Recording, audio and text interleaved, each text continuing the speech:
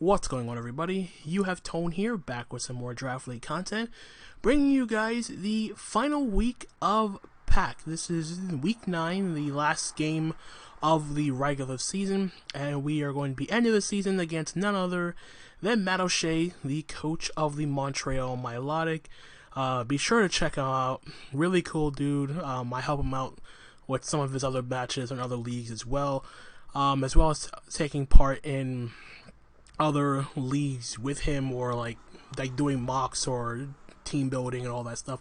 But be sure to check him out, as well as all the other coaches taking part in PAC as always.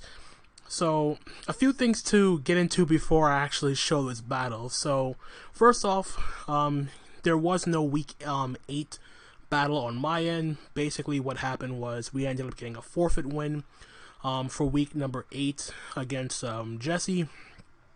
So we are currently 2-6, although I used the term 2-6 kind of loosely because we didn't really win that one. It was more like we were handed a win. So yeah, I still haven't technically won a battle since week 1. We are already out of playoffs, so this game doesn't really matter that much to me. However, I actually have to play, give or take. And by that I mean this game does have implications in terms of who makes playoffs, because it turns out that this game between Matt and myself determines who makes the playoffs, because Matt needs to win in order to make playoffs. If I beat Matt, then Owen, or OGalbina, gets in as the final team in playoffs. So Owen needs me to win against Matt, and Matt needs to win to get in. So this game actually means something, which sucks, because I really, like, considering how the season's gone, I didn't really feel like caring, just because my season, I'm having a bad season, and I really didn't feel like having to prep. But at the same time, though, I felt like if I didn't, I wouldn't really be doing any favors for Owen, who needs me to win. So I had to try, at the very least, to come up with something along the lines of trying to make a team that has a decent shot of beating any combination of 6 that he may bring against me. And unfortunately, that was not the case, because of the fact that before the transaction period ended, Matt ended up making a bunch of transactions to pretty much counter team his last few opponents, one of them, of course, being myself. So before he made those changes, he didn't have stuff like Stunfisk. He didn't have a Lucario, and he also picked up a Hawlucha. So I felt that was like a personal attack towards me, mainly just to better get the gist of my team, because obviously I have a Tapu Koko, I have an Alolan Raichu, and I guess he figured what better way to shut down my electric types than to ensure that my electric type moves can't touch him. So he ended up picking up 2 more electric immunities alongside the Landorus. So yeah, and then on top of that, he had the Hawlucha, which does absolutely nothing for him aside from counteracting opposing terrain, like using his opponent's terrain to my advantage, which only takes into account the fact if he's facing a Tapu or a Rillaboom or an Indeedee, whatever. So in my case, I felt that was a threat to me, because Hawlucha can kind of be a nuisance. Granted, he did not bring the Hawlucha, but he pretty much brought everything scary and in between, everything scary and then some. And then of course having the Stunfisk, because what other reason would you have to pick up a Stunfisk than otherwise to wall the crap out of my electric types, like everyone else has done so far this season. So in retrospect, well, not really retrospect, but in hindsight of that, the team I ended up building kind of goes away from terrain at all. So my Tapu Koko is Sub-Calm Mind with Dual Stab, but the thing to take into account with this Tapu Koko is the Koko is not Electric Search, it's Telepathy, and that's intentional because of the Hawlucha. I didn't want to give his electric types, mainly the Lantern, the Stunfisk, boosted electric attacks, So yeah, that was pretty much the main reason for not bringing Electric Terrain. It doesn't really benefit me in this matchup, let alone I don't want it benefiting my opponent. Especially considering that Lantern does get access to Rising Voltage, so I don't want him to get that boost in power or whatever. So there's that. My Cinderace is pretty straightforward, heavy-duty boots set. With Powerball, Super Fang, U-Turn, and I originally had Taunt, but I swapped out Taunt for Court Change on the off chance he decided to bring Webs with his Vikavolt, which didn't come. My Swampert is... I'm pretty sure it's the same exact set I brought way back in week 1 against Patmac. And this was a subtoxic. It's a subtoxic set with Dual Stab, Waterfall, and Earthquake. And basically it has like... It's pretty bulky. It has some speed to like Speed Creep, Lantern, Creeping, Max Speed, Glastrier. And its sub is never broken by uninvested Lantern Scald. So I can sub Toxic, whatever. My Skarmory is not rocks. It actually, this team has no hazards on it whatsoever. My Skarmory is Fizz Def with Rocky Helmet as well as Iron Defense Body Press. And then of course with Roost and Brave Bird. Brave Bird just to have something to hit the Landorus with neutrally. And then the funky set, I guess, is my Obstagoon. My Obstagoon is Defiant, and mainly due for the fact that if he brings webs, I get an attack boost from the Sticky Web, and on top of that, I am also Adrenaline Orb on this Obstagoon. So what Adrenaline Orb does is you get a speed boost if you get intimidated. He has a Landorus. And no matter what happened, I planned on leading off with Obstagoon, hoping and praying he lead off with Landorus, so I can get the Defiant boost, get the speed boost, and potentially 2 KO that thing, or OHKO it with Ice Punch, depending on his investment. I also have Close Combat for the Kyurem. I have Knockoff to get rid of items. And the last move is kind of a filler move, but I do have Fire Punch, which is mainly just there for the Klefki that he did not end up bringing. And of course, it also hits the Lucario, and I'm having to lower my defenses with Close Combat. And then lastly is my Glastrier. I picked it up during the last week of transactions, and I figured, why not bring the dog on horse? So we have an Assault Vest, Glastrier with Icicle Spear, High Horsepower, Body Press, and Facade. Body Press over Facade over Close Combat to not lower my defenses, as well as Body Press still being able to do a good chunk of damage to Kyurem. And I think it's like it's EV to like take Specs Focus Blast from Kyurem after Rocks. And then I have some speed investment for like Stunfisk and whatever. And then it's like max HP, and then I do the rest into attack. So yeah. And then of course the other thing to address is why am I showing this showdown replay? Basically towards the end of the battle, my recording ended up crashing. So instead of trying to explain what happened in the grand scheme of things between when my recording froze and what happened at the end, I decided to recreate the entire battle on Showdown thanks to Matt for passing me the team he brought against me, and I went through the trouble of recreating the entire battle myself. So with that being said, as you can see, Matt decided to bring the Crawdont, Kyurem, Lucario, Stunfisk, the Landorus, and the Lantern. So, no matter what, I figured my lead was going to be Obstagoon no matter what. But that's only on the off chance he leads off with Landorus. If he leads off with Landorus, that's great for me, because I get my Defiant boost and the Adrenaline Orb to pop. So here's hoping that actually happens. So without further ado, I'm just going to start the replay, see what happens here. So, so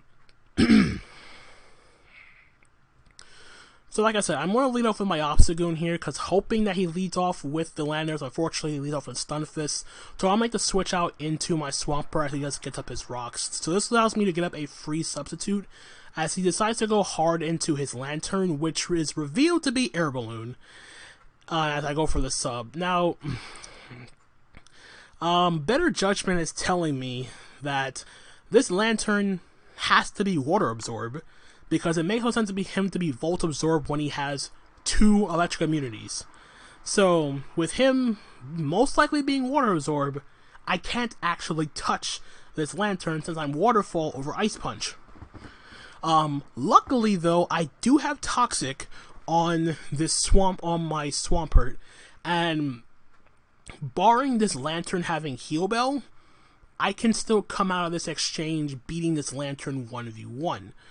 So that's what I'm going to do here. So I'm just going to go for the toxic on the Lantern, as I am going to end up outspeeding it. Go for the toxic. In the actual battle itself, this I actually missed the first toxic on the Lantern, but he is just going to go for the Scald. It's not going to break my sub in 1 hit, so this explains why I went for the as you see, I said I get the leftovers recovery. I'm going to go for toxic again to make up for the fact that I did miss toxic in the actual battle, as he breaks my sub with the second Scald. So like I said, I cannot touch this Lantern if he's water absorbed, so he's going to make the play out into his Kyurem, as I'm going to sub again. Now, on the off chance on his Kyurem being sub Roost, I am going to Earthquake here, as he is going to reveal if he is substitute, as I'm going to go for the Earthquake. And we are going to break the Kyurem sub with the Earthquakes. I do have some attack investment in Adamant Nature, just because it was leftovers. So I'm going to Earthquake again, as he does want to sub again, just to try to waste more Earthquake PP. Now, I consider going for Toxic here on the Roost, but he is going to make the hard switch into the Landers on my next Earthquake, which is okay by me. And now he is going to go straight for the U-turn to break my substitute and go back out into the Lantern, expecting me to go for a Toxic. I mean, not Toxic, but a Ice move or a Water move. But he is going to go out into the Lantern, does reveal Water Absorb, so like I said, I cannot touch this Lantern. But he's going to make the double switch into the Landers to get the Intimidate off, as I'm going to go for sub again. And I think at this point I go straight for the Toxic, as he is going to go for Earthquake to break my substitute, as I get the Toxic off on the Landers. So basically I'm just trying to chip this thing down to put it in range of Obstagoon's Ice Punch. So I'm going to want to make the Skarmory play. He is just going to make the U-turn play, take the Rocky Helmet chip when I believe that is in range of Ice Punch from +1 Obstagoon. He is going to make the play out into Stunfisk, as I'm going to make the play out into my Glass Trier, as he goes for the Discharge. Does 14%. Now I really want to body press here, as I should have body pressed, to be perfectly honest, as he goes into Lucario. Like, this was a bit of a misplay on my part. Like, I knew that Stunfisk would be preserved for Coco. Like, I could have predicted anything else to come in and body pressed regardless, because if he went Lander, I really doubt he would go out into his other ground type. I felt like clicking body press was the best play, because half his team was weak to fighting, and the Lantern wants to keep the balloon intact for the Swampert. So this was a really, like, bad judgment on my part. Like, if I clicked body press against the Lucario, I would have been in such a much better position, as opposed to clicking Icicle Spirit to try to weaken the Stunfisk for my Coco, and I didn't really need to go through all that trouble because I still had Swampert to Toxic it or whatever the case may be, and the Lantern hasn't revealed Heal Bell, so it's kind of it's a strong possibility that the Lantern is not Heal Bell, or else he would have clicked it a while ago to get rid of the Toxic. But nonetheless, I do Icicle Spear the Lucario, get about 3 hits. So I am going to make the play out into Skarmory going to close combat, as he's actually going to reveal the Aura Sphere. So this is a special Lucario. So with him being special, as he goes for the Shadow Ball here to cover for me doubling into Coco or whatever. As I'm going to go into Cinderace, he is going to switch out into the Landers to get the Intimidate off. I am just going to go fire off a Power Ball, do 43%. And I think he's going to make a double play into his Crawdaunt. Yep. On my next Power Ball, just because I'm at -1. Doesn't get the burn, which is unfortunate. But I am just going to make the U-turn play here. I am going to just sack off my Obstagoon, because of the fact that I can't really get the sweep going because he's not going to go Landorus on this, and the Lucario is special, which means he is going to have Vacuum Wave. So I may not tend to keep around my Obstagoon because it really didn't do that much else anyway. So now he's going to go for Aqua Jet to get the chip damage on the Cinderace, so I'm going to U-turn to knock out the Crawdaunt. And from here, I'm just going to U-turn out into my Glastrier, which is going to bring back out his Lucario. And he's just going to go for the Aura Sphere and knock out my Glastrier. If I stayed in the first time, though, I actually would have lived that hit, which is funny, but it's alright. In comes the Swampert. He has a Lantern he can just freely go into, but he's going to decide to make the Landorus play as I just go for the Earthquake. Like, I was kind of in a bind anyway, because I felt like if I Waterfalled, he was going to go into...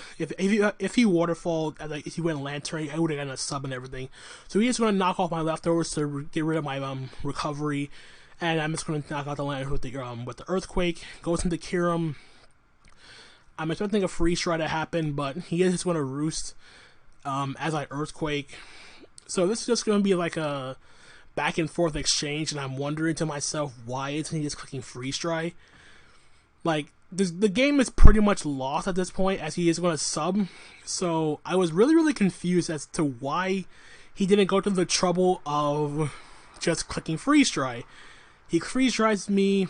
I go Cinderace. He has a Lantern, which he has a pretty good high HP Lantern, and Stunfisk beats Coco anyway. So this is essentially going to be a 4-0 loss. But then he revealed Ice Beam, and now I know why he didn't click Freeze Dry. He had Ice Beam over Freeze Dry, which I found very, very interesting. Then he goes for Ancient Power, trying to flex on me. I think he's just trying to get the boost. I don't know, but anyway. So here I'm going to switch out into my Coco, as I believe he's just going to go for the Roost again. And I figured since the game was already lost, I'm just going to call mine. Like, it didn't really matter what I did at this point, because no matter what, I needed, like, +4 or some nonsense. Like, I probably should have killed this first and then try to set up on Stunfisk, but it didn't really matter what I ended up doing here. In the actual battle, I actually killed the Kyurem with Dazzling Gleam, not Calm Mind again, but no matter what, Stunfisk comes out, I'm going to sack Swampert to the Stealth Rock as he goes for Discharge. So now I really want to try to get damage on this Stunfisk from my Coco, but he's just going to make the safe play out into Lantern. Hopefully Blaze boosted Powerball takes it out, but unfortunately it does not. And this plus the toxic damage won't be enough, as he is going to live. He's just going to Volt Switch, take out the Cinderace, go back into Stunfisk, and that is going to be the game. So, yeah, this was kind of a rough way to end. Honestly, I probably could have played this a lot better than what happened earlier, but this game, but I mean, it's kind of hard to, like, put into perspective, like, what I could have done differently, especially when I'm in the mindset of this game didn't really matter, so what was the point of trying? But considering it had playoff implications, I had to try something. I tried to go a little bit left field, and unfortunately, from a baseball terminology, I struck out big time. And yeah, maybe if I was Ice Punching the Swampert over Waterfall, that would have been a lot more beneficial, because the Lantern wouldn't have walled me. But at the same time, though, I think I would still had a rough time regardless, because even if I was Ice Punch, on Swampert, I wasn't really doing much else against the Kyurem, especially, like, I feel like this could have been a 4-0 loss if the Kyurem had Freeze Dry over Ice Beam. I still don't know why he was Ice Beam over Freeze Dry. Like, it didn't really change much, but it was just really, really weird. I felt like the Kyurem did so much work against me, like, the set itself, and then when he revealed Ancient Power, I mean, I guess it kind of made sense because my Ice Resists were both weak to Rock. But at the same time, they were also both... I guess it doesn't really matter, like, whether he was Ancient Power or Earth Power. I guess it didn't really matter at that point. Like, just considering what he brought and what I ended up bringing, like, maybe if I tried a little bit better, maybe I could have had a better matchup against this team, but I don't think it really would have changed much aside from the fact of who made playoffs or not. I'm not trying to make excuses or anything. Like, I actually legitimately tried. Like, the Swampert put in a lot of work. Unfortunately, he did have the air balloon water absorbing lantern that I really wish I was Ice Punch over Waterfall, but it's fine. And I didn't really get to do my Obstagoon thing, because unfortunately, even if I did, he had a Vacuum Wave Life Orb Lucario in the back, so I would have screwed that plan right over. So yeah, it kind of felt like a half-assed build as far as I'm concerned. Maybe I could build things a little bit differently, but it's hard to really get into that mindset of what I could have technically, what better team I could have built. I guess in this matchup, like I'm not trying to make excuses or anything. It's been a rough season, but at the same time, though, I felt like I had to try something different, something like something unexpected, and unfortunately, Matt kind of expected everything. Well, yeah, he kind of expected everything. The Obstagoon, the everything. I don't think there was any position where I could have legitimately had a chance to win. It just felt like it felt like I lost that team preview, but at the same time I still tried. And I don't really want to make the excuse of losing at team preview, because like I said, I really don't want to jump to the conclusion that this game was unwinnable. As far as I'm concerned, it could have been won if I did some things differently, but I don't really want to get into like hypotheticals at this point in the season. But regardless, our season is done. We finish 2-7, -12 differential. Honestly, I really don't think the team was bad. I want to be blunt with you. The team felt solid. Like, everything felt fine. I think it was just a bit of combination between building, not really accounting for everything in the matchup, and then misplaying during some of my battles where I felt like I could have won.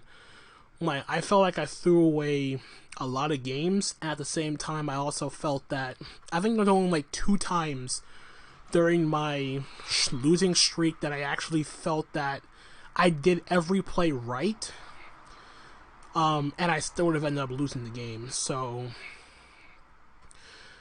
yeah, it's kind of like difficult to wrap your head around. Like, again, I don't want to make excuses. I've had rough seasons before. This is no exception. This was pretty much one of my worst performances ever, especially considering what I drafted. And but yeah, other than that though, the competition was rough. Yeah, it was great competition all around. I can't really complain about my standing. It's one of those situations where you feel like you had the team, but you didn't really have the. You felt like you had the team, you had the building down, but when it came to battling, it's just a whole nother story. And quite honestly, I didn't bring my best performance. I flat out sucked. Aside from week 1, I was completely terrible. I'm not ashamed to admit that. But regardless, GG to Matt, he finally beat me for once. Finally, he's probably happy he got that off his chest. But anyway, that aside though, that's going to be the season for us. Good luck to Matt in the playoffs. Good luck to everybody else taking part who made it to playoffs as well. This is the end of the road for PAC for us. Hope you guys enjoyed it regardless. If you did, leave a like, drop a comment, click that subscribe button, all of that good stuff. And until the next time, guys, this is Tone, signing off for now. Peace out.